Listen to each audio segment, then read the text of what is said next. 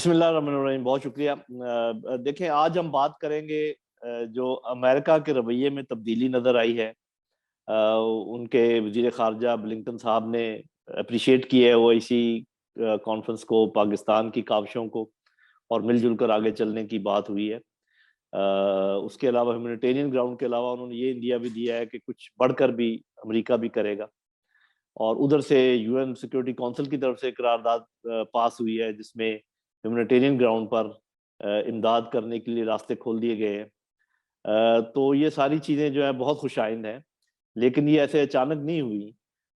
میرا اپنا یہ اندازہ ہے کہ OIC کی چونکہ انیشیٹو بھی سعودی عرب نے لیا تھا، تو اس وقت یہ ہمیں اندازہ ہو جانا چاہیے تھا کہ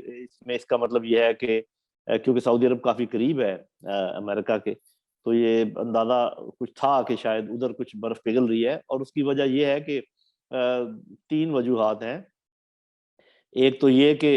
اندر سے پریشر ڈیولپ ہونا شروع ہو گیا امریکہ میں، ہیومن رائٹس کے پوائنٹ آف ویو سے، ہیومن کنڈیشنز جو وہاں پر جو جس طریقے سے قحط سالی کا خدشہ تھا، سردیاں تھیں، اور وہ ایک، اور میرا خیال اس میں پاکستان نے بہت بڑا رول ادا کیا۔ پاکستان دونوں طرف کام کرتا رہا، ایک طرف تو دنیا کو باور کرواتا رہا، اور پھر دوسری طرف نئی بری حکومت کے کو بھی کہتا رہا کہ آپ بھی کوئی فلیکسیبلٹی شو کریں۔ تو دوسرا فیکٹر یہ تھا، اور ایک اور فیکٹر، بلکہ یہ پہلا تھا، دوسرا فیکٹر جو بیرونی پریشر تھا، مطلب جرمنی اور فرانس جیسے ملکوں نے انڈیا دیا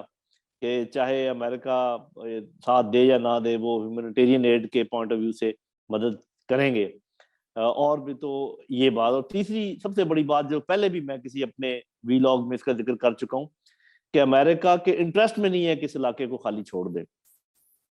یہ میں نے بارہا کہا کہ چین اور روس کے حوالے نہیں وہ کر سکتا اس علاقے کو،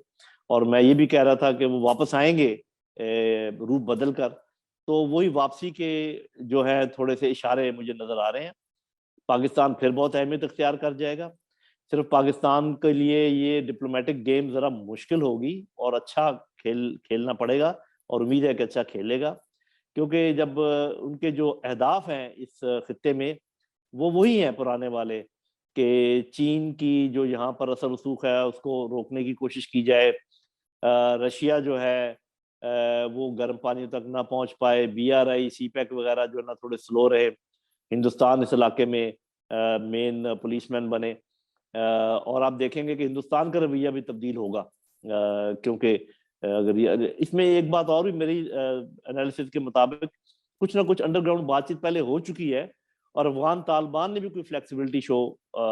کی ہوگی۔ اب صرف یہ کہ پہلے کون کرے، وہ میرے خیال امریکہ نے انیشیٹو لے لیا۔ اب آپ کو ہفتے 10 دن میں نظر آئے گا کہ عبوری حکومت کی طرف سے بھی ایسے اعلانات ہوں گے جس کا کہ دنیا انتظار کر رہی تھی، اور میرے خیال سب سے پہلے وہ بچیوں کے ہائر سکول اور یونیورسٹیز وغیرہ جو ہے نا وہ کھولنے کی بات ہوگی، اور اس کے بعد اور بات چیت بھی ہو سکتی ہے۔ تو آل سیڈ اینڈ ڈن، اس میں کوئی شک نہیں کہ تبدیلی ہے امریکہ کے رویے میں، اور اس تبدیلی کی پہلے سے انڈر گراؤنڈ کوئی بات چیت ہو چکی ہوگی کہ یہ کیوں ہے، اور اب آپ کو نظر آئے گا کہ پاکستان میں کافی ریل پیل ہو جائے گی، لوگوں کے آنا جانا شروع ہوگا۔ پاکستان اس مرحلے سے کیسے گزرتا ہے، کیسے بیلنس آؤٹ کرتا ہے بٹوین چائنا، رشیا اور امریکہ، یہ دیکھنے کی بات ہے۔ ایک چیز میں ضرور کہنا پسند کروں گا،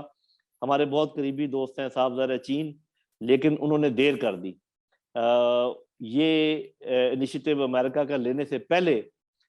چین، روس، Turkey, Pakistan, Iran, central Asian countries کو چاہیے تھا کہ وہ اس سے بڑا انیشیٹو لے لیتے، لیکن چلو بہرحال جو کچھ بھی ہوا اللہ کرے اچھا ہو، اور مجھے نظر آ رہا ہے کہ کچھ عرصے کے بعد اگر حالات ٹھیک چلتے رہے تو شاید کچھ ممالک جو ہے وہ افغانستان کی نئی حکومت کو تسلیم کرنا بھی شروع کر دیں گے۔ دیکھیے آگے کیا ہوتا ہے۔ یہ والے فیکٹرز سے جو میں چاہ رہا تھا آپ لوگوں کے ساتھ شیئر کروں۔ Thank you.